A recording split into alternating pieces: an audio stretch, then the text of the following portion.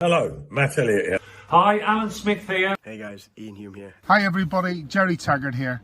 Be sure to watch Chris and Leicester Till I Die TV For all the latest Leicester City news and information. You can also subscribe on YouTube and various social media channels. for the latest updates and news on Leicester City Football Club. Come on, you foxes!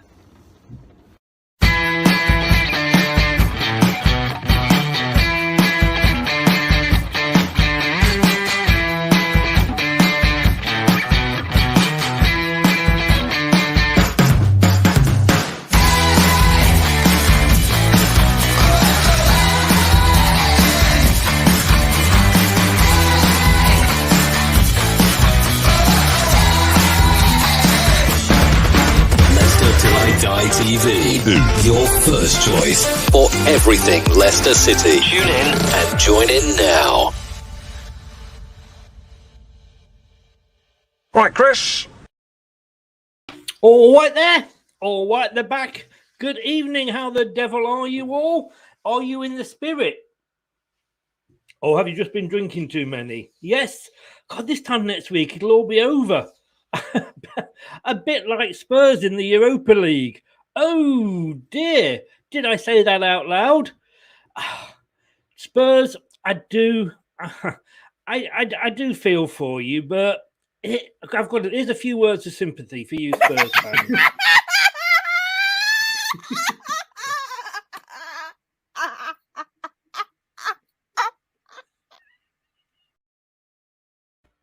Oh, dearie me. What a right cockerel your team looks at the moment.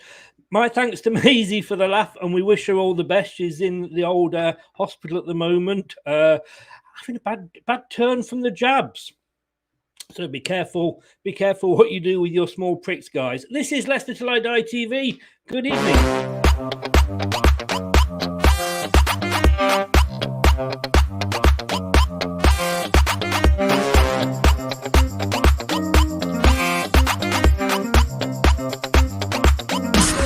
Watch us on YouTube. Listen on your favourite podcast platform. Or ask your smart speaker to play the podcast Leicester Till I Die. Subscribe, like, follow, and join in now. That's where you can watch us, and if you want to do us via the podcast, that is where you can listen. Just search Leicester Till I Die on your favourite podcast platform. So, yes, it is a dead cockerel. It has ceased to be. We will be talking about that before we get into the Liverpool game later with my guests, as well as this. Ho, ho, ho, Christmas games are to go ahead. What are your thoughts on that? Is it safe? Or do we not go? Or, I mean, and if we don't cancel Christmas and we look at it after that, do we have the games without fans, or do we just shut down altogether? It is the Leicester Till I Die Liverpool-Leicester preview show. It's the Premier League preview show with Chris and Craig on Leicester Till I Die TV on YouTube, Facebook, and Twitter. Strap yourself in, because we're set up, switched on, and ready to go. We will bring Doug, our erstwhile Liverpool fan, in a moment, but we talked about little pricks before. Good evening, Craig. Good evening, Chris. Good evening, everyone. How are we all? I'm very well. How are you? I'm very good, even despite being called a little prick. Thank you. I've called you worse. Let's be honest with you. That's true. That's true. Craig, let me ask you a question. Go for and it. I know you love these. Yeah. What were you doing on the 20th of December, which was a Saturday, in 1974? I'm guessing the age that I was at that point. I was probably dancing around the living room to Merry Christmas, Everybody by Slade. And you didn't ask me for a dance. It is. Unfortunately, Chris, we didn't know each other back then. Otherwise, the world could have been a much, much different place. It could well be. But let's go back with On This Day. Leicester City FC on this day in history with Leicester Till I Die TV. what I like about this is whenever we actually read them out, you kind of go, oh, yes. Yeah. Remember Keith Weller, God rest his soul? I do indeed. Was he wearing tights that day? No, he wasn't, but he might have been looking for them because he actually refused to come out for the second half of the game against Ipswich Town at Filbert Street. Weller had a transfer request turned down a few days before the game, and he got his wish after the game, along with a fine of 2 weeks' wages. Refusing. You'd never get that these days, would you? Players refusing to do what the managers want. Not at all. Never. No, certainly not if you're a Chelsea goalkeeper. To be fair, though, I mean, that probably meant something to Keith Weller, 2 weeks' wages at the time. I'm not sure it means anything to today's players. Probably not. Right, let's just go through a few hellos and then we'll bring Doug in. Ankit, good evening, sir. Thank you for the heart. I'm not sure if that's meant for me or Craig. We'll share it. We'll have half each. Like one of those things you get your girlfriend, at Christmas. When you love her still and you started going out and you buy the heart that's split in two and you have half each. I never knew what happened to mine. Cal, AVFC, good evening, sir. Welcome along. Preview time, it certainly is. B-Crom just says, lol. Good evening, B-Crom. Almighty Blues, I'm not sure what you're trying to say there, but totally agree with you. Rob McFarlane, good evening. So how the devil are you? We will have 14 COVID-free players for Wales. Oh, for Wednesday. Sorry, for Wales. Hey, happy Christmas, Father Christmas. Thank you, sir. Do you like my little dangly bit at the end with the big end on it? Let's not go there. B-Crom says games without fans short term. I think you're quite right. Ant, good evening. How the devil are you? Evening, Chris and Craig. Ankit says he loves this segment with Chris and Craig. Well, we're going to ruin it for you now because we're going to have to bring a scouser in. And say hello to Doug. Thanks for waiting. Good evening, Doug. Good evening. Thank you very much for having me. It's been an absolute pleasure. The last time I was actually on this channel was the Big Fat Football Quiz that I actually went ahead and then Ankit, I think a couple of days later, took it from me. But no, it's an absolute pleasure to be back on. Thank you for having me. You're welcome. Ankit, of course, is still top, but only basically because we've had nobody else on yet. But we might be having a Newcastle fan. They've suddenly started coming out of the woodwork now for some reason. I don't know. We best get the Newcastle fan on quick, otherwise he won't qualify next season.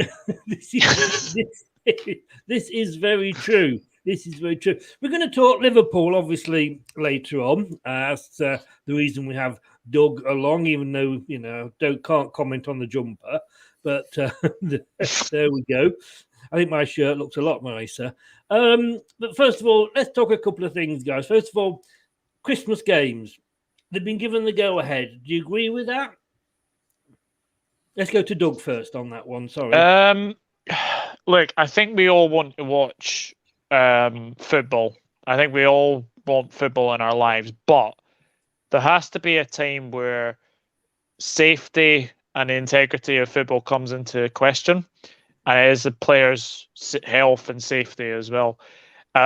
We've obviously seen games postponed. I think I've just read now that 90 players have tested positive this week in the latest round of testing. So that's like double last week as well. So I honestly don't see fans being able to attend games in the short term. I think we'll probably be seeing behind closed doors, which obviously we don't want, but there probably won't be a choice in the matter, unfortunately. But obviously we do like to watch football, but I think at a time where the cases are just rising, I think you've just got to have maybe a circuit breaker.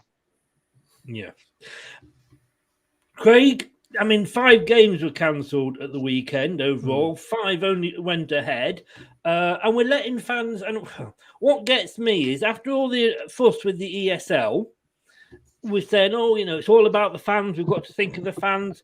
And yet, we're making a decision a couple of hours before a game when, half the travelling fans have probably... Well, most of them have probably set off in some form or another.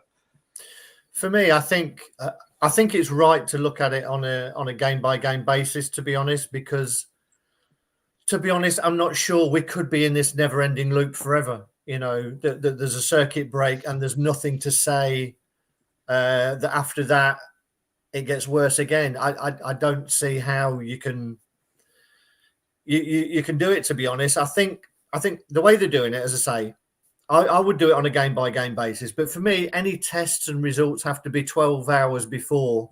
So at least you're putting fans first that way.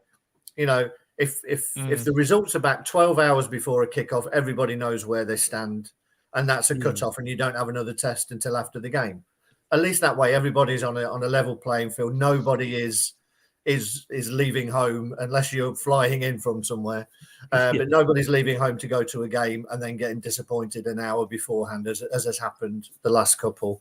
For me, I think we have to treat people as adults, and they can make their own choice whether they go to a game and want to put themselves in harm's way. I think, you know, if you're not vaccinated and you're watching and you're not boosted, go and do it. That's what I would say. Make sure you do. You know, whatever you think about government things, and we're not going to get political, you want to live your life, you know, this is the easiest way to do it. But for me, I think we'll just carry on as we are and just get in as many games, because you will, as I say, what you don't want to get into is a situation where they have to cancel the season, because this could get worse. Hopefully it will get better. But who's to say there won't be another variant around the corner and another one after that and after that? At some point, it always is going to be. We're going to live with it the best we can. Yes, and I think we've kind of accepted to a point, I think, where we will be living with it. And certainly not political, but, you know, there's no World Cup next summer. That's not till December, so the season can be extended if need be. I suppose from a personal point of view, I don't know if you guys would agree. I mean, I'd sooner the matches went ahead, even without fans, or can it not be done in a way where you allow so many fans in with this, you know, with the distancing? And but problem with that, I guess, is you've still got the concourse at half time. It may be that they put a bar on travelling fans again to stop encouraging that travel that's unnecessary, to be honest. But going back to no fans in there at all, I think it was awful for everyone concerned. I don't think the players liked it. I don't think it was a spectacle. I mean, you saw that game yesterday. I don't know if you saw the game yesterday. Yeah. The Spurs, Liverpool. You know, a fantastic advert for football, fantastic advert for bad refereeing. But it was made all the more enjoyable because of the crowd. The crowd were involved in that game. And, you know, after so many sort of games without crowds that have just become exhibition games, I wouldn't want to go back to no crowds at all. I know what you're saying there, Craig, and it was a great match yesterday. And hi to Neil there. I think we've all got, including the Liverpool fans, got a good feeling about Leicester in the cup. My worry is, Doug, that if we do stop, like we said, there's always going to be another variant, you know, and we've tried. We don't know what's going to work because, you know, if you say, right, you know, we're going to be in a never-ending lockdown, that's going to upset so many people. If we then come out of lockdown, are we sort of still spreading the disease around? My worry is if we do shut it down at any point, when will it start up again? Yeah, that's the risk you've got to take, unfortunately. I mean, we were locked down in like March. We had to start back in June. I mean, even if you have a 2 week, a 3 week, or like a 4 week break, like there, as Craig said, there's probably like another variant around the corner. I think we're just going to have to just live with this thing. We're just going to have to live with it. But I do think that we'll probably see maybe fans being banned from stadiums, which I obviously don't want to do, but I don't think the Premier League are actually clarifying for fans as much. I mean, like a game, I feel for the Burnley fans who travel to Villa Park to find out that game is postponed 3 hours before kickoff. I mean, that's not on. Having a game postponed 3 hours before kickoff. I mean, that Premier League say that they don't care about the fact that the people say that football without fans is nothing. Well, Premier League clearly don't care about the fans as well. And I think something Brendan Rodgers said recently is I think that the Premier League are being pressurised by the TV broadcasters not to postpone games. Mm-hmm. And I actually agree with what he said. I think the Premier League are pressurised into not postponing games because of TV rights and, you know, TV companies losing out as well. But, you know, if you don't have 14 fit players, which is now the protocol now, you need 14 fit players, 13 outfield players, 1 goalkeeper. And then you obviously you play the game, and then there's some ludicrous thing saying that if these players aren't fit, then the under-21s have to take over. And then again, you've got like bubbles. You know, you've got support bubbles for like players. It's all wrong. It's all over the place, and we definitely need clarifying before this thing runs out of control. I don't think it needs this now, but I will say to you, Craig, I'll come to you now. 2 words: Leicester Ipswich. In regards to the TV, was that the game that we played in the Force 9 Gale? And by the way, Ant, if you're in Liverpool, I would just nip outside and check your car, check the wheels are still on. Before we'll hold on for you. Sorry, mate. Sorry. Yeah, I think that game was played in a ridiculous snowstorm with snow all over the pitch. I think that was that game that you're referring to, the Ipswich one. But as I say, whether it's 12, whether it's 6, I don't understand why there isn't a possibility of just having a clear cutoff for tests and results to be back. You know, that they clearly have a process of getting players tested and getting those results to them. If there's a clear cutoff, maybe 12 is too much, but 6 hours, I don't think anybody's traveling more than 6 hours.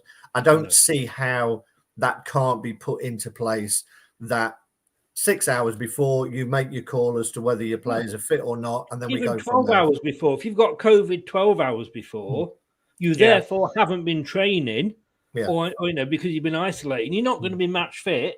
No, but whatever it is, as I say, I just think there needs to be. That's why I'm agreeing with you, Craig. It should be 12 hours before. Exactly, whatever it is, you know, as long as it's beyond a period that any fan is going to set out for a game, they should be able to get it in and get the notification out there. I mean, Doug, I'm just reading here. The FA Cup replays in rounds 3 and 4 have, however, been scrapped, which I must admit, I think we should. There's too many games. Let's get rid of replays. And I know sometimes the smaller clubs benefit from that because, you know, if they've just hosted Liverpool, they then get a return trip to Liverpool. But if they're beating Liverpool with a minute to go and they manage to win, they're through to the next round, so could get another big cup anyway. And I think we would have more upsets if we didn't have the replays. They're talking about the Carling Cup, the Carabao Cup, scrapping the 2 legs, which again I think they should do anyway for the semi-finals. But apparently, no vote took place about this. It was just discussed and agreed, so no vote took place. It is, well, it's saying, I've just read it now. But basically, so no vote took place and 2 rounds of fixtures are in place across 5 days from the 26th of December, while the EFL will play games where it is safe to do so. This is what gets me. It's one set of rules for the Premier League and one set for everybody else. No wonder the public are bloody confused. Yeah, it's ridiculous. It's absolutely ridiculous. I mean, you've seen, I think, more games in the bottom leagues as well. Be postponed. I think there was even talk that potentially the National League would probably be cancelled again. But it's just, I think the Premier League are going to have to go on the fact that player safety has to come into it, fan safety has to come into it, and everyone's health is definitely up for discussion as well. It's just the more people get, you know, positive cases, etc. I mean, you could close like the training ground down, give them time to like clean everything again, but it's just, I just think we're going into this knowing that there could be a lot of other positive cases coming. You know, cases are rising as we speak as well. Yeah, it's a worrying time. It is a worrying time, and it feels like we're sort of back to square one again. Oh, definitely. Rob says here he's walking to Liverpool on Wednesday. Should I set off now, Craig? If you're walking, Rob, don't take your shoes off. Shoes have the same problem as wheels. and says the smaller clubs like Derby and Coventry benefit from the replays. I like it. I know where you're coming from, but a Derby down yet? They must nearly be guaranteed to go down. TM, this leads me very on nicely. It leads me nicely on to the next topic. TM, good evening. You're most welcome, a Spurs fan. Talking about, where are we? Let me click the right one. No, it's not working. There we go. Europa Conference League. Bye Spurs. I mean, I did find it a little bit funny, but is it a bit unfair, Craig, that they've been kicked out because they couldn't play the game? It's now made us favourites, apparently, but as somebody said earlier, we were favourites for the Europa League at one point. I must admit, I hadn't heard this story until you just put that up there, Chris. I'm not sure what the background is. I assume from what you've just said, because they can't complete the fixture, they've been kicked out. Is that correct? Yeah. They had to complete the fixture by, he says, just checking with Mrs. Google here. Tottenham out of Europa Conference League after UEFA rules they forfeited the match. UEFA stated that the match could not be rescheduled and referred the matter to its disciplinary body. We all know how true and fair they are. Mm. And that awarded Rennes a 3-0 win. I think it's unfair. Again, I'll tell you what it is. Again, it's the fans that are losing out. Spurs as a club, we know half the people involved. They probably don't even want to be in that league. But it's the fans, and I know they're saying it's only the conference. But if they won it, it's a bit like the Community Shield's a pre-season friendly, but when you win it, it's the English Super Cup. I'm sure somebody said that before. Don't know. It'll be interesting to see how vigorously Spurs try and push that in terms of any recompense for being kicked out. Obviously, once the round has moved on, they can't go back and play it. But if they were really serious about taking part in that league, I would imagine that they're already making protestations to UEFA if they feel that strongly. So it'll be interesting to see what the reaction from Spurs is. Mela, good evening. Welcome along. You're more than welcome. I have way too much time. Way. If I ever got a job, this will just be down to just coming on and saying, hello, we're here, let's talk. I'll tell you. As a Liverpool fan, and I used to play them the other day, again, is it fair? Is it the fans that are losing out?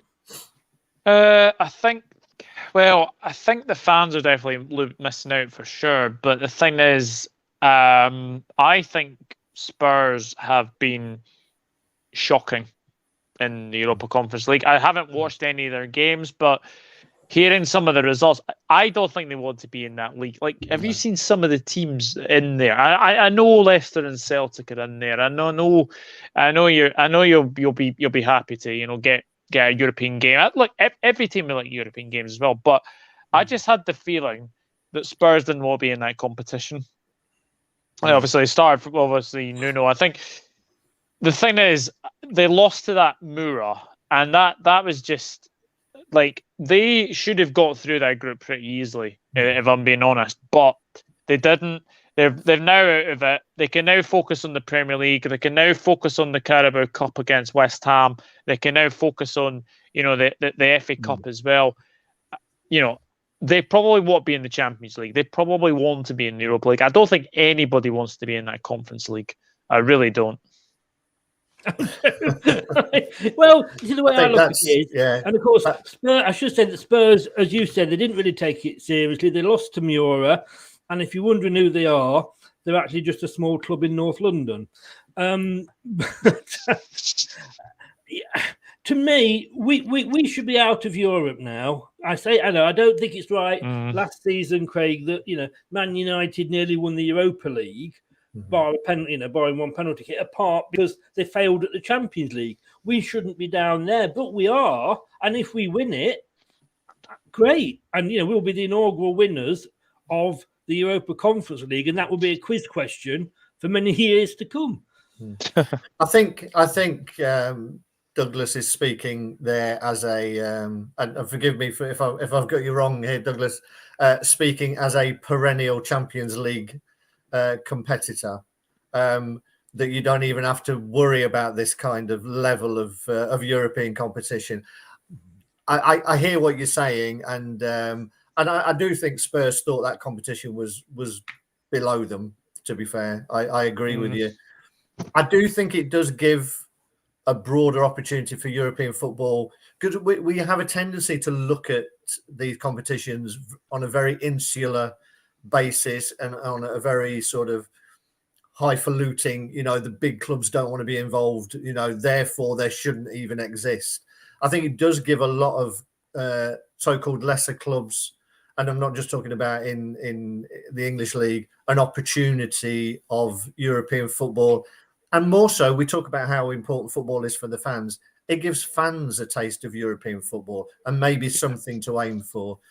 And I think the fact is that, from our perspective, this is almost like a parachute in the way that we've been playing at the moment. There's very little chance of us finishing high enough to qualify for the Europa League. This is our best bet of being back into European football next season, to be fair. So I think, whilst you look at the disappointment of not qualifying for the Europa League later stages, it is a bit of a second chance, albeit I do agree, Chris, that we shouldn't necessarily deserve it in terms of the way that the competition's structured. But for me, any type of European football is an excitement unless you're used to it on a year-by-year basis. And I think that's why sometimes there is that viewpoint from the loftier heights that these competitions shouldn't exist. Mm-hmm. Terry, you asked a question earlier for Doug. I'm not going to ask it yet because we have a new section coming up later, and that actually could be very close to one of the questions that I'll be asking. It's this that's coming up later.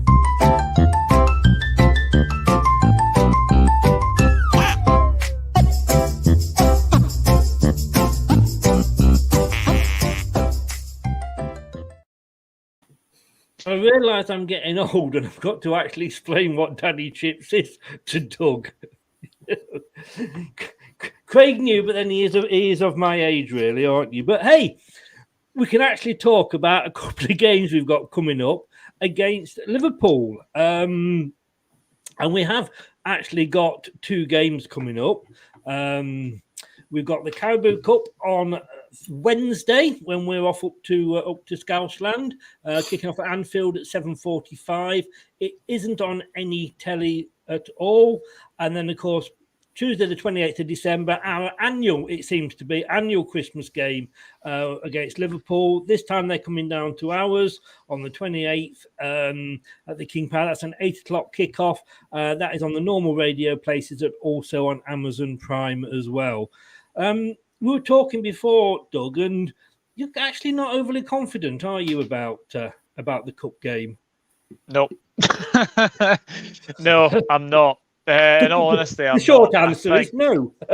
Yeah, short answer is no. Yeah, it's just something about this game. Obviously, Brendan Rodgers returning to Anfield as a returning manager, but we don't take the cup seriously. We don't. I mean, we usually play our sort of second string. I know we've managed to get through cup games this season, but to be fair, we've had Norwich, we've had Preston. We've now got Leicester, which is a Premier League tie. I am looking forward. I am looking forward to the game, but I am not confident whatsoever because we've no Fabinho, we've no Thiago. I think Robertson's suspended, if I remember rightly, is now as well. But we've still got our Greek scouser at left back. But yeah, I don't know. I don't know. I don't know how this game is going to go.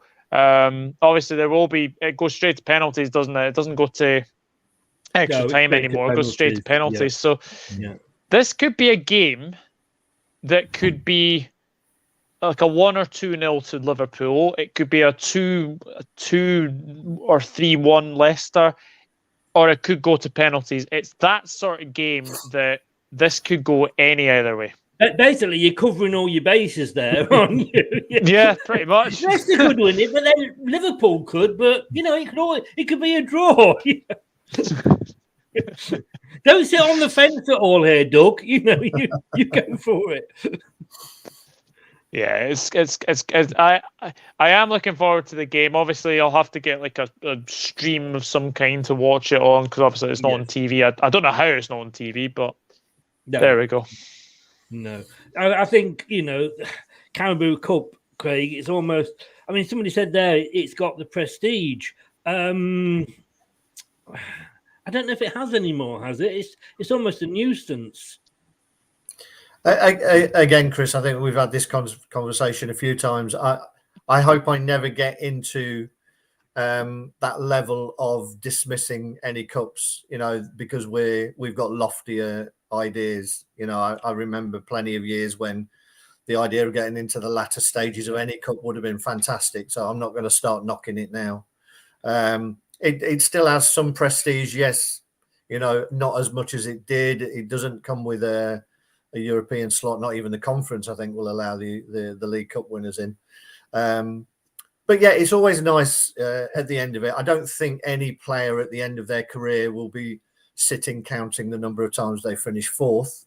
I think they'd be rather counting medals at the end of the day. And as a footballer and as a fan, that's what you want. I get the whole thing about it's nice to finish fourth and be in European competition next season. But at the end of it, I don't think any player would give that up for that moment of hearing a final whistle at Wembley at the end of a cup final when you've won it.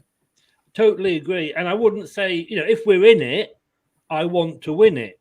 And as much as I don't agree with us, say, being in the conference, we're in it, so I want to win it. But I'm just wondering, Doug, whether just as a cup now, it's not being covered by, the major TV companies. They're not fighting to show it. It might be shown on Quest. Which is one of those channels partly owned by the Discovery Channel, but that's what I'm saying about it. It is almost becoming irrelevant. Well, you had what was it, a couple of years ago where they had the draw, I think, in like Hong Kong or Singapore or somewhere like that. That's when it's not a competition. The clubs take seriously. Look, it's fantastic for anybody to win a trophy, because a trophy is a trophy at the end of the day. But yeah, it's just you just see the cup draws in like Singapore, and it's just like the Carabao Cup's named after an energy drink as well. It's just I remember when it was called the Worthington Cup or the Carling Cup, the Milk Cup. The Milk Cup, yeah. It's been. I don't think it was ever quite the Egg Cup, was it? But it came almost. But no, it's a competition. I think that if people are in it, they would obviously want to win it.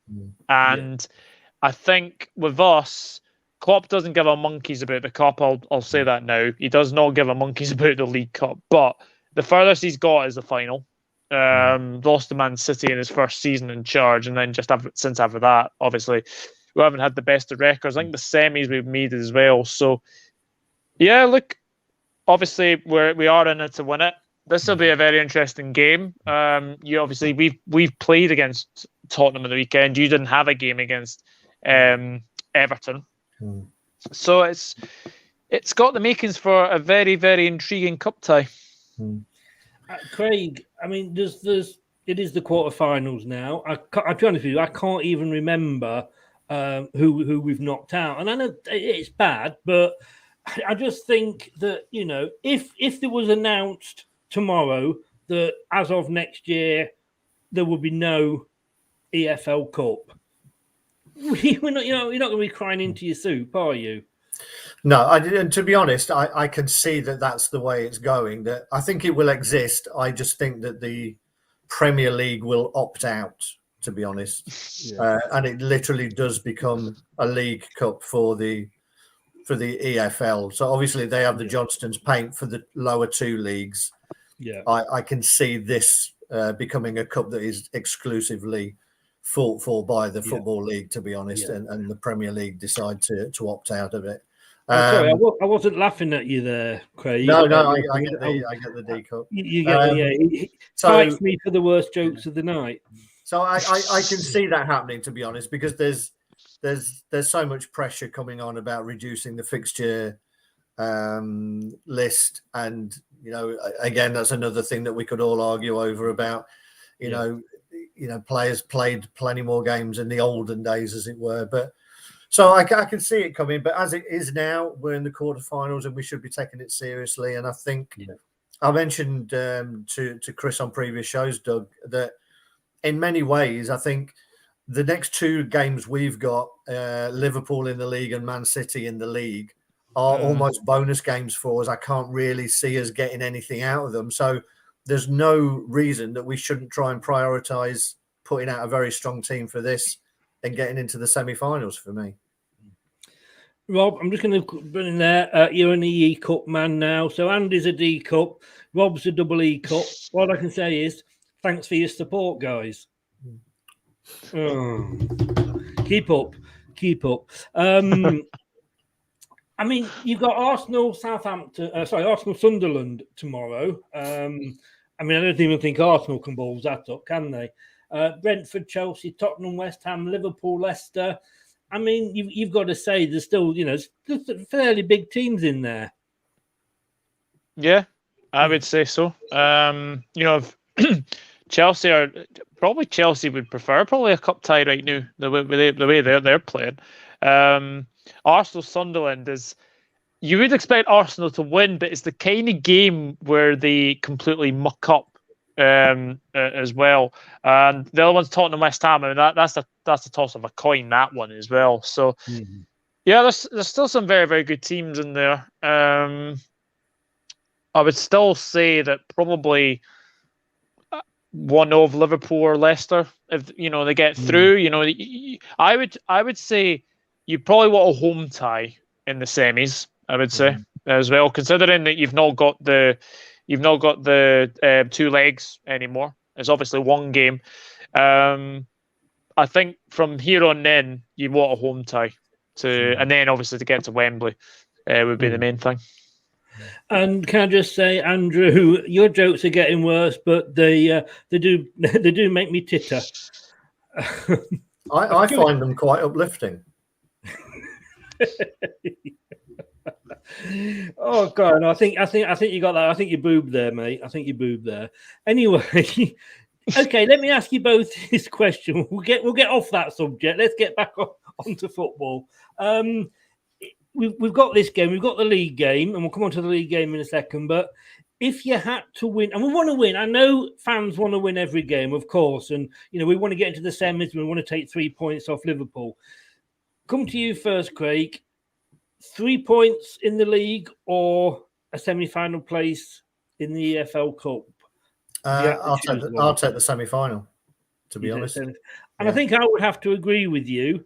I'm guessing, Rob, I mean, you're up there anyway, aren't you?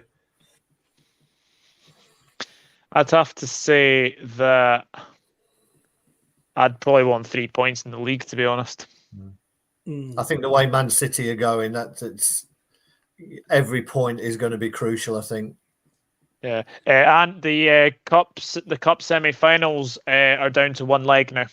Well, we think they are. It's not been confirmed yet, has it? I don't think it's been.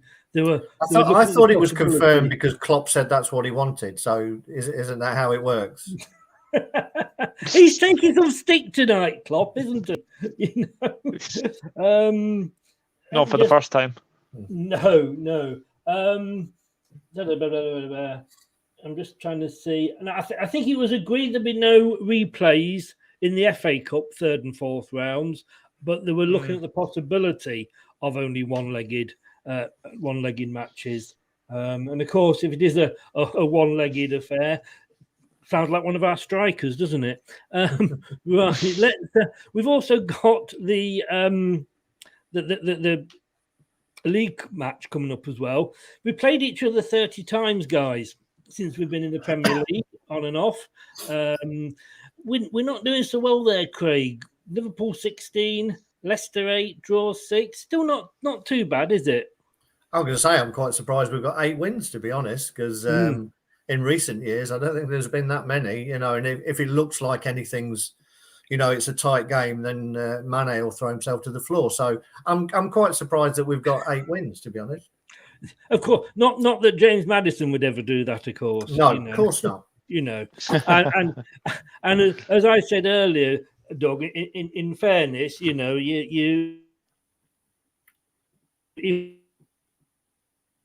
if we try to smack hand off the referee. Yeah. I mean, obviously, I remember the game last season, the 3-1. That was when we were going through a really, really bad spell of defenders. We had 22 centre-back partnerships last season. And that was, bless him, Ozil Kabak's debut. And obviously, there was a big mistake as well. So, I think that's one of your... Kabak didn't get on, did they? No, no, they didn't. It completely ran into each other, and I think on the balance of the play in that game, you deserve to win that game. I know we took the lead, but again, like set pieces was a big problem last season, and set pieces is a big problem this season as well. So it's got the makings for a very, very good league game. Amazon Prime, of course. So I'm looking forward to it. With set pieces, Craig, what can we say about that? Well, nothing that hasn't already been said, I don't think. I mean, in recent weeks, it looks like we've tried to get a mixture between zonal and get a bit more hands-on. There's definitely been closer contact, I think, particularly in the outer line. So you have this inner line, which is basically protecting the 6-yard box. I think beyond that, they're getting a lot more physical in trying to stop any runs coming onto that second line. So I think it's something that they're clearly looking at. But yeah, you never feel overly confident as a Leicester fan when there's a free kick or a corner coming into the box. And do you think? I mean, I'm a bit worried by sort of stopping on the win against Newcastle too much, because we've been there a couple of times before with false dawns this season. But did these sort of cancelled game come at a bad? Well, it's always a bad time, obviously, when it's illnesses involved. But we could have done without that, couldn't we? I think we'd have gained more if we played Everton. Potentially, but then looking at what we had as a back line, we didn't have one at all. So I think you could say that in some ways, what'll happen. It'll be a hindsight situation. Whatever the result is of the next game, it'll be either it was great that we had a break, and if we lose, the break lost us the momentum. But I don't think particularly it was a bad thing, to be honest. No. Doug, we're getting a lot of feedback from your end. I don't know if you're taking your headphones off. Yeah. Come back on. I'll come back on. Yeah, okay. I can hear myself in the background. Yeah. With you and me, Craig. Oh, how cozy. I mean, we would have had the Tottenham game first, in fairness, but I just, like you say, when you've won a game, you want to carry on, don't you? And then when you've lost it, the break's a good thing. I mean, there's a lot of games we've got to fit in. We've got the Carling Cup. We're then on the 26th, then on the 28th, and our squad is quite a bit thin. But do you think, I suppose the other advantage is that players that were maybe nursing a little twinge can get better? I don't know if it's going to help with Fofana or Justin at all, but it's given them a couple of extra weeks, hasn't it? It has, but what it will do is that by the time those fixtures are rescheduled, they should be available for them. So basically, the chances are you're going to get Fofana and Justin playing 2 more games than they would have done without this cancellation. So that should benefit us in the long run. And I think because of these next 2 games, in some ways, again, it helps us because the expectations are not as great. If we were coming into 2 games over the Christmas period with the likes of, let's say, Norwich and Burnley or something, I think there would be more pressure on Leicester to put out strong teams and make sure that they get 6 points out of those games. Whereas in these, I think, I wondered what it was. It looks like Spyro. That does, Doug. It is Spyro, yeah. Yeah. You Yeah, so youngsters, you're doing enough different language to me. Yeah. It's all right, Chris. Don't worry. Yeah, so I think these are quite good games for us because there are no expectations. We can go out and I'd like to see us have a go. I know Brendan isn't the most gung ho of managers, and he will have an eye on not having, conceding a number of goals like Man City and Liverpool have done to some teams recently. He won't want anything that's really going to dent confidence, but I think these are good games for us to be going into, to be honest, because we can mix it up a little bit, and there's not a lot to lose. I mean, Doug, going into this game, excuse me, two games. I mean, obviously with the league, we've got a certain case of Man City, although we have beaten them on Boxing Day before, it has to be said. Your form at the moment, I mean, all right, you got the draw against Spurs, but you're on fire. Excuse me.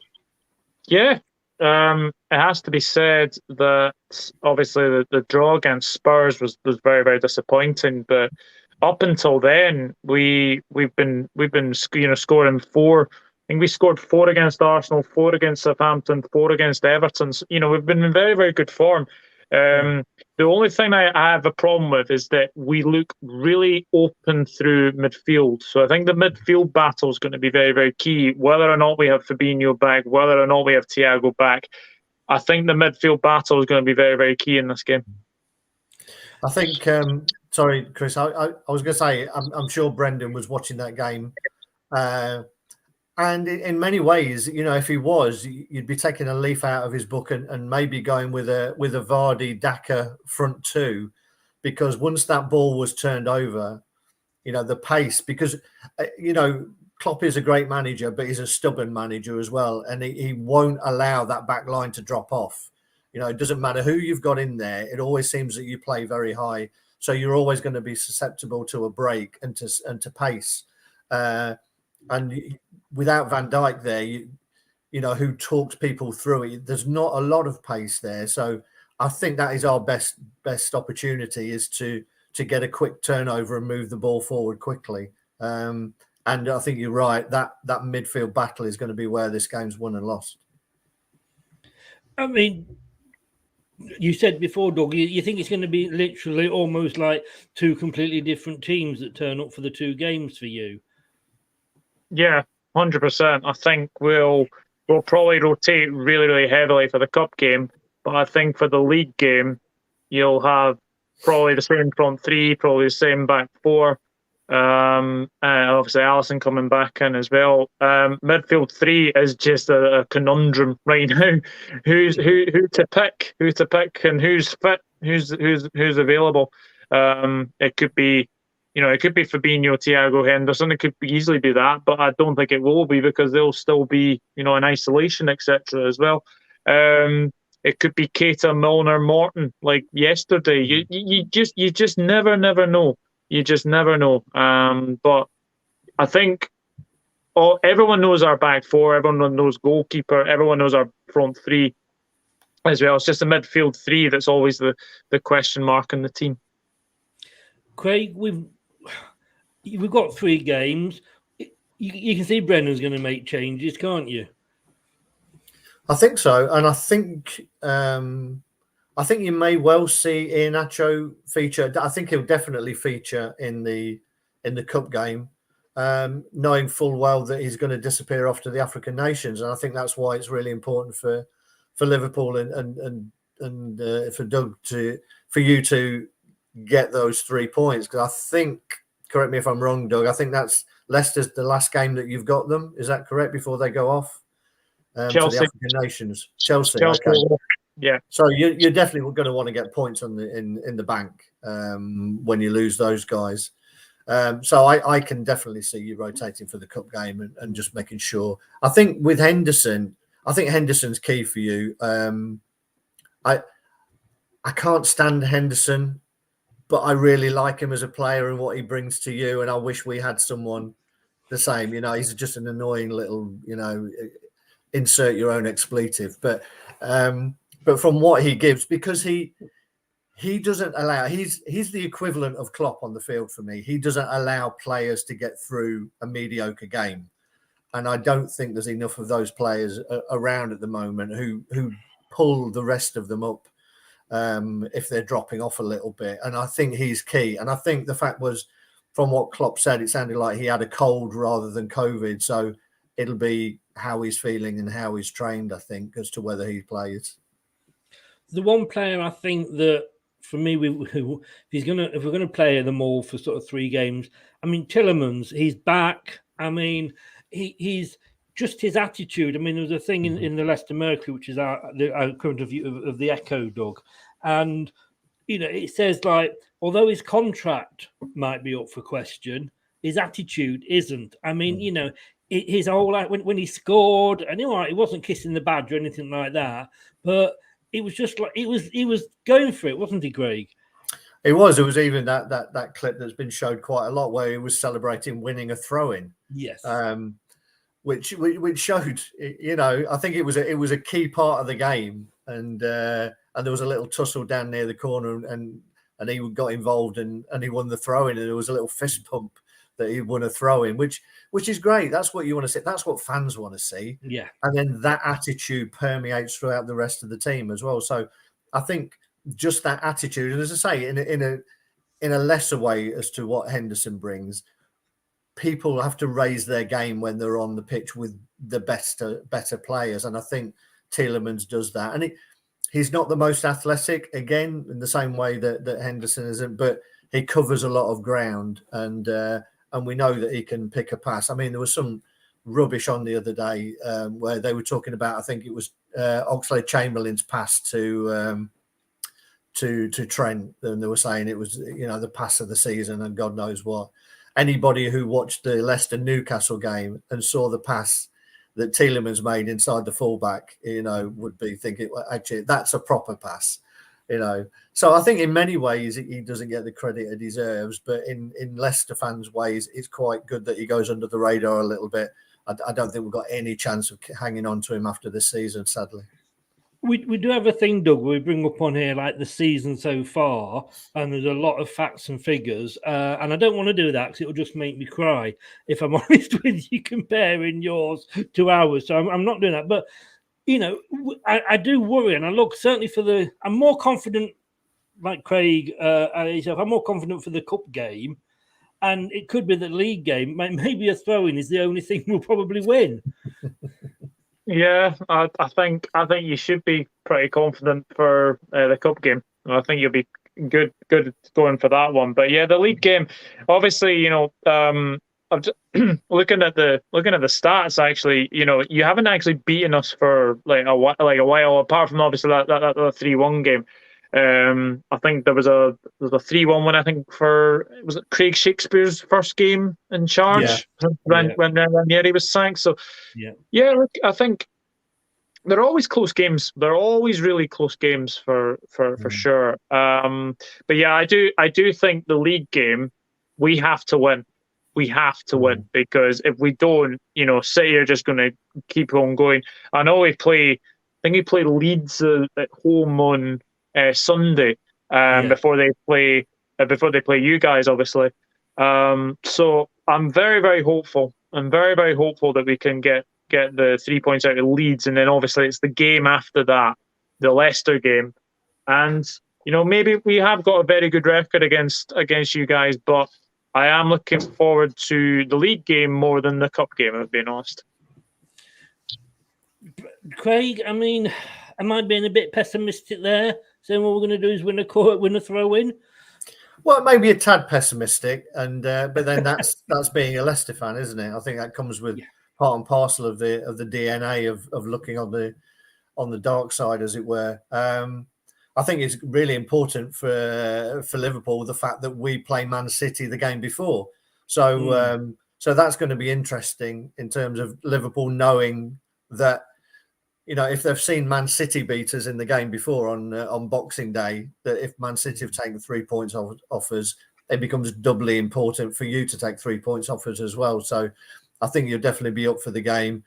But in some ways, that may play into our hands, to be honest. If Brendan's clever enough to try and keep it tight, and that's something that we haven't been able to do, to be honest, and that front three is frightening.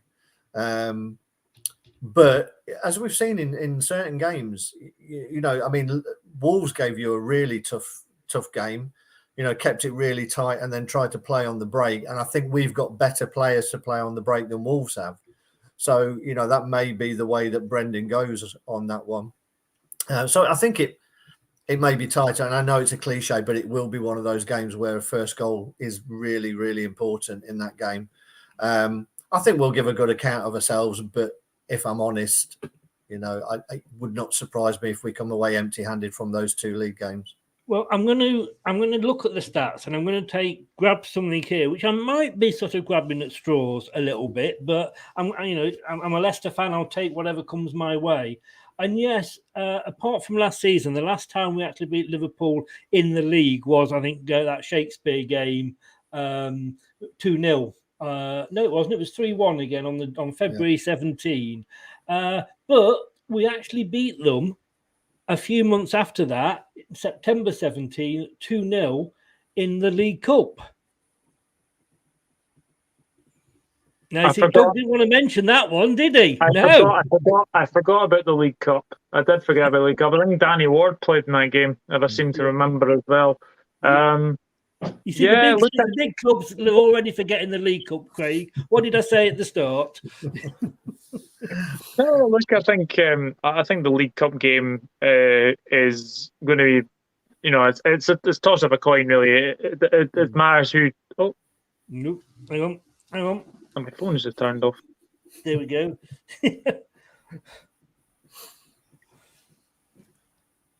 And I think he's frozen now. That's a different way of looking at it, isn't it? Hey! No, you come out with you don't come out with many, but when you do, they're spot on. Solid gold. They are just straight in that net. Goalkeeper's not got a chance to say them. While he's gone, we will have a look at the stats here, and it is a bit scary. I'm having to lean in and look at this as well. But I tell you what I'm going to try and do. Let me see if I can get the stats up bigger here on my screen. So it's 9th versus 2nd.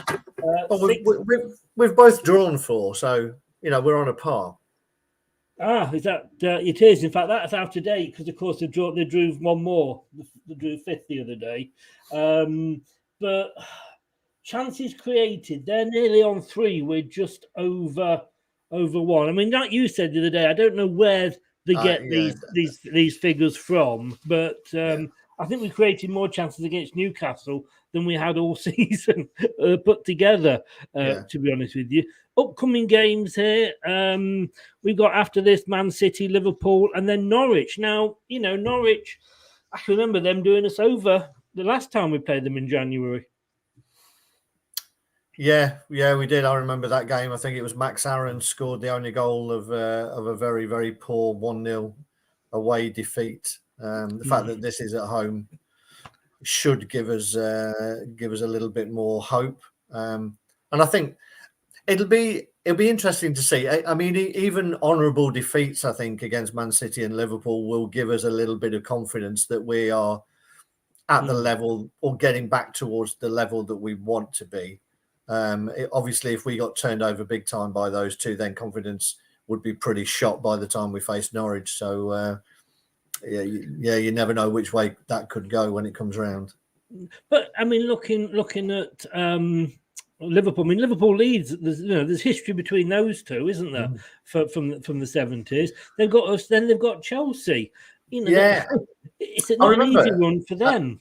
I mean, they had that first game of the season, I think last season, wasn't it? When Liverpool played Leeds, when Leeds had just come up, and it was 4-3, I think it finished to Liverpool. It was a great game. I mean, Liverpool are not a team you want to be playing against when you're giving up as many chances as Leeds are at the moment, though. So, that could be it could be anything, that game, to be honest. I don't think Leeds can sit in and shut up shop. So I would imagine that that they're going to be looking forward to having a go at Leeds, particularly Salah, because going away to the AFCON, he'll definitely be wanting to put a few more in the bank for that golden boot. It's strange how things have changed. I can remember years ago we wouldn't have been worried about the AFCON. No, we wouldn't. Not just us. I mean, that's any team. Yeah, it just shows you, how more and more players have come into the league from all over the world, and I think in many years gone by, I think there's been a little bit of snobbery about the AFCON and not giving it the credit that it deserves in terms of how important it is, not just for those countries, but the individual players as well. Why should it be any different to European players competing for their countries in the Euros? It's just as important for the African players to be competing in the AFCON. So, I don't think there should be anybody turning the nose up when those players decide that they want to go and represent their countries. It's the highlight for them. So, yeah. Oh no, you've got to accept it. As when with the South American players, and I'm not saying that Doug, as a Liverpool fan, is running scared of Leicester and keeps going off. And, my phone, very weak bladder. My phone decided to basically do an update and literally just shut itself off. So I've had to move myself to the iPad now. So apologies for that. No, you're most welcome back. Phones, we're supposed to own the phones, not them own us, aren't we? We're just saying then, it's not the easiest of Christmas's feel. You've got Leeds, which, like I said, there's history there. It's always a tough match for you. They've certainly got a point to prove after the shocking display that they recently had. You've got us, then you've got Chelsea. So it's a difficult time for you as well. Yeah, 100%. I mean, Leeds are not the Leeds of last season. Let's be honest; they are just shockingly bad. We beat them comfortably 3-0 at Elland Road, and anyway, it could have been a lot more. If I'm being honest as well, it could have been about 6-7. So I'm confident going into the Leeds game. I'll be honest with you. Confident going into the league game with you guys, and then the Chelsea one's the big one. I think if we win that, then it puts a marker down on everyone else. I think if we go to Stamford Bridge and win, because Chelsea are not in the best of form right now as well. So it's a very interesting Christmas, but obviously bring them on, I would say. Yeah, I mean, we've said there, Man City 3 points ahead of yourself, and you are 3 points ahead of Chelsea. I mean, if you lose to us or Man City lose to us, it is bringing Chelsea back into it. Yeah, 100%. I mean, obviously, I remember the game between you guys, you and City last season, which I absolutely enjoyed from start to finish, 5-2. So, same again, please. It would be nice, but but please, definitely, we'll take it as well, won't we, Craig? Definitely. No, I think City are a different prospect. The one that you faced early in the season, I think they were going through a wee spell where I think they were just grinding out results, and that's the mark of a good team as well. But if you can get anything from the Etihad, it's an absolute bonus for you guys. Yeah. We also do a section on here now, foot in both camps.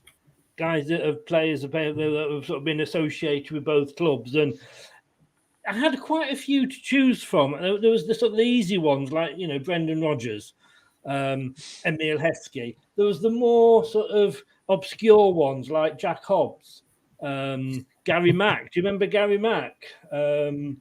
Lee Peltier. Bloody hell, that's going back a bit. Crikey. I forgot he was at Leicester as well. Wow.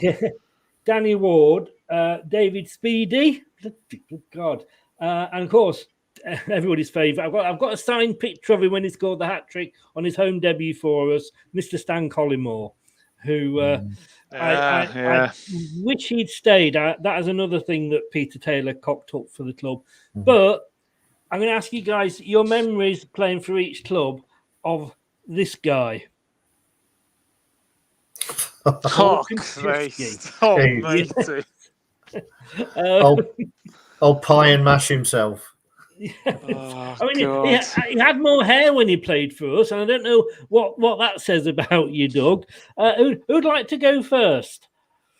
I thought, I'll dive in. I thought you were going to end up going for Kevin McDonald, who, I think Liverpool bought for about 400 grand off us. I think. I still see him occasionally in Sainsbury's down at Foss Park. He's on the fish counter. He's pork and chesky. I had to go for somebody, in fairness, that Doug would remember. Yeah, that's a fair point. Yeah. I mean, Konchesky, I'm trying to think of the words to choose. Sort of journeyman pro, solid most of the time, but always had a rick in him. Or there was always a mistake waiting to happen. I think what you couldn't put against him was his effort, and it was a good old fashioned. He gave you everything when he was playing. When he pulled the shirt on, I don't think he cared who he was playing for. He would put everything into it, and so some players could take a sort of note out of his book from that perspective. But yeah, he was solid. I think is probably the nicest way that I can describe him. I liked him at Leicester. I've got to be honest with you. I thought he was a good player, even though he's not agreed to come on and do a show with us yet. Doug, do you remember Paul? The worst left back I've ever seen at Liverpool Football Club. He was shocking, absolutely shocking. One of the Roy Hodgson signings that you just like to forget. He was diabolical. Was Arbeloa a right back? Yeah, Arbeloa was a right back. Yeah, okay. That's probably why Konchesky comes out as the worst. I remember Arbeloa playing for you, and me and my son watching your Liverpool games when he was playing at the time. And we were convinced that none of the players rated him because they refused to pass to him. Well, that's what it seemed like to me. To be fair, I quite liked Arbeloa. I thought he was quite a solid right back. Came in as a left back actually. Came in as a left back to begin with, but then moved across to right back. But I do like Arbeloa. I did like Arbeloa, I should say. But Paul Konchesky just gets in the bin for. You don't hate him because I remember, didn't he score a belter against you in an FA Cup final? Yeah, for West Ham. Yeah, Pepe Reina watching it go over his head. One of those, wasn't it? Cross or a shot? We would never know. Just me that liked him then. As I say, he was solid for us. We were his proper level, to be fair. When we had him, in the Championship, didn't we? Yeah, I mean, a strange choice from old Woy, but I think he liked players who he thought he could depend on, and their talent was a secondary. Just a tad, right? Doug, what can I say? Are you ready for this?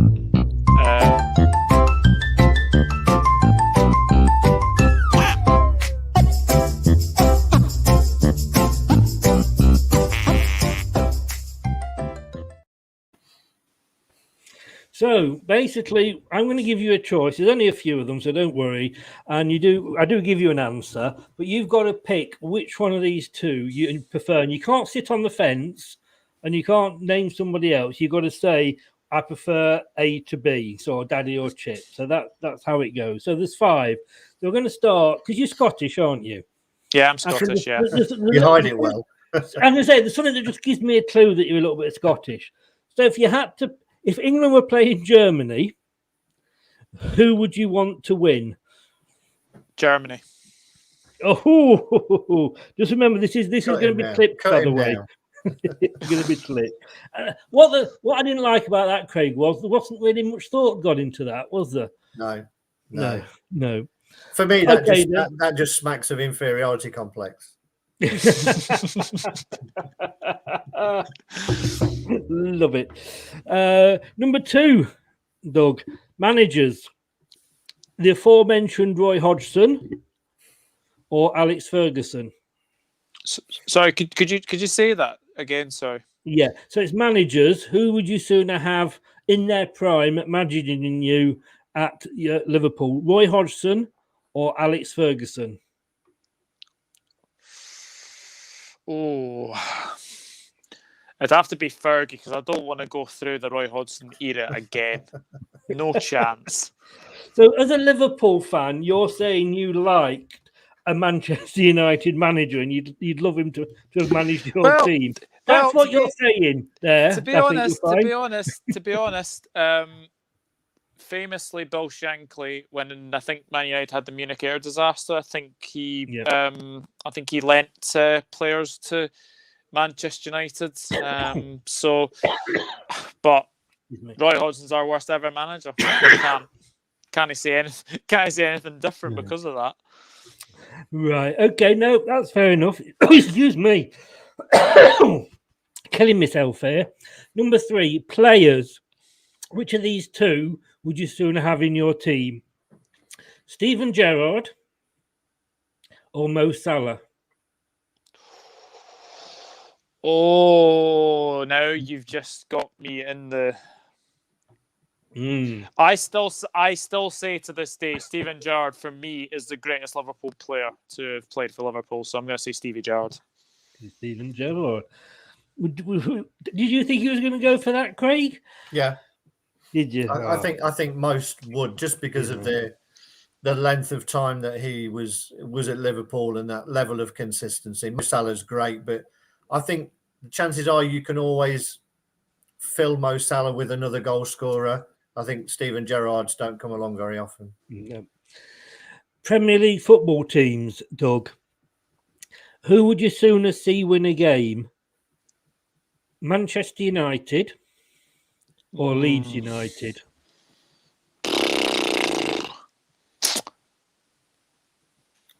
I didn't actually hear that. There's definitely some feedback. Okay, so Premier League football teams, if you had to say lose the title to one of these teams, Leeds United or Manchester United, or who would you want to win if they were both playing each other?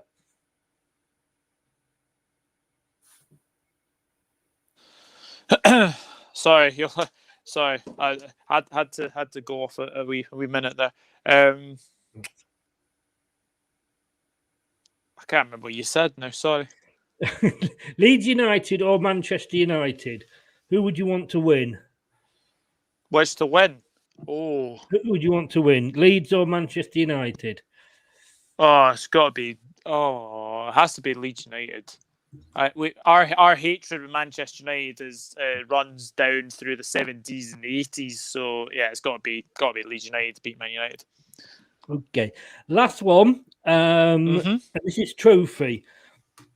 Which of these two trophies would you want to win again, or means more to you? So the 18-19 Champions League win in the final over Spurs, or the 1920 Premier League title?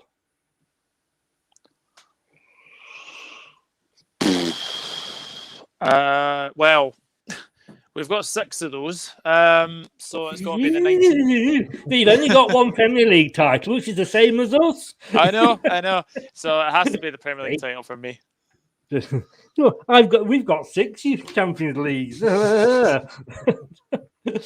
Oh, see, he hides it well, but that big 6 fan mentality comes out, doesn't it? Exactly. Doug, you're having a few problems there, so we're gonna let you go. Thank you so much for coming on. My pleasure, absolute pleasure, and hopefully for 2 good games on obviously Wednesday and then obviously the 28th. Well, I'd wish you all the best, but I wouldn't mean it. But do have an absolutely wonderful Christmas, mate, even with those jumpers. Yeah, I think. I mean, obviously, I like to win both of the games, but I think if I had to give a prediction, I'm going to go 1-1 in the cup game, and I think you win on penalties. The league game, I'm going 3-1 Liverpool.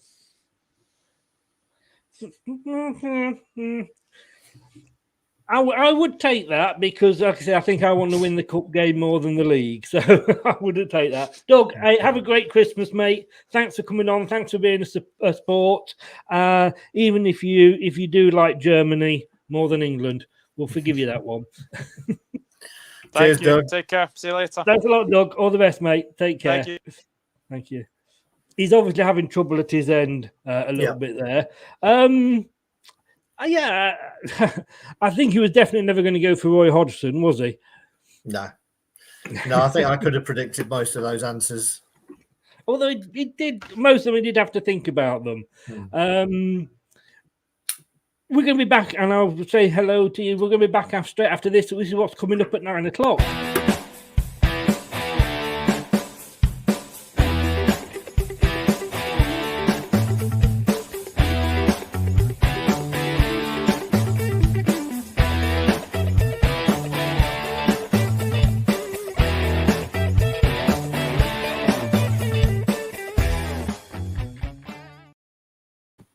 Yep, it's the second in the double header tonight, and let's be honest with you, who doesn't like a bit of double head on a Monday evening? Craig, your score predictions? Tough ones, but I'm going to go. I'm going to go 3-1 to us in the cup game, and sadly, I think it might be 3-1 the other way round in the in the league fixture. To be honest. It's so difficult. I mean, I'm not just saying this because I'm not doing very well in the prediction show, but it's so difficult to predict because you just don't know what teams over the last 3 or 4 seasons. And it's not, you've got the managers changing, but B, you've obviously got the COVID and all that, as well, and illnesses, and it's just making it so difficult to predict. At this it rate, is. I just think, to be honest, that could be a great game. The home game under the lights at Christmas, big team visiting. Hopefully the crowd will be in the right kind of mood and get behind the team. And who knows, it could spur us on to even grab a draw. Well, you will be there, I'm sure, raising a pint. I shall indeed. Please stay safe, young man, and. Thanks, stay on because I will have a quick chat with you after the end. But as always, Craig, thank you very much for this evening. Cheers, Chris. Cheers, everyone. Bye. Thank you. Goodbye. Thanks to Craig there. I'm trying to say I should have wished him Merry Christmas. I'm not sure if I see him before Christmas or not. I'm sure I do, actually. I'm sure I do. That's it. I'm going to be back at 9 o'clock with Steve Leinix, the ex-Leicester player, and Brad. And we're going to be doing, it's going to be a long show. So get your cocoa, get your carpet slippers up, put your feet up. We've got 3 weeks to predict. We're going to be here till about 3 in the morning. I'll see you in about 40 minutes. Good night. That's all, folks.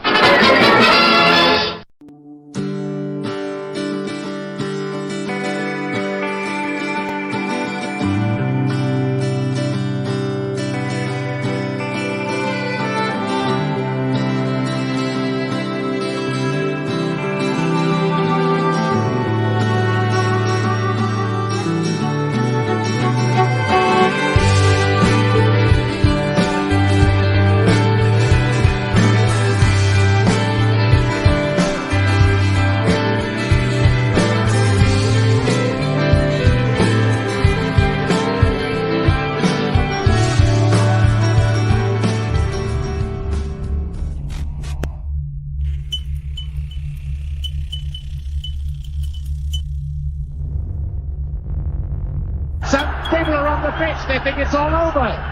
It is now.